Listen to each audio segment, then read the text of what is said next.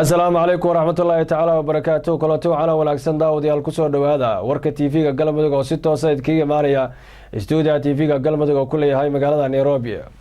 Arkana waxay la socodsiinayaan aniga Cabdiqani Xasan Laqor dheeraha qodobada warkeena aad ku daawan doontaan waxaa kamid ah madaxweynaha Galmudug Axmed Ducaale Geele Xaaf ayaa magaalada Gaalkacyo kaga qayb galay tartan kubadda cagta oo u dhaxeeya ardayda dugsiga sare ee magaalada Gaalkacyo.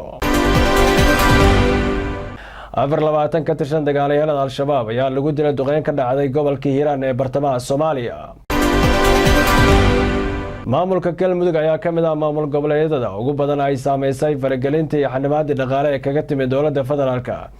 Haddaba heshiiskii isfahanka ay Garowe wax ma ka bedeli karaa arrinkaasi? Warbixin arrinkaasi ka hadlaysa ayaad ku daawan doontaan warkeena.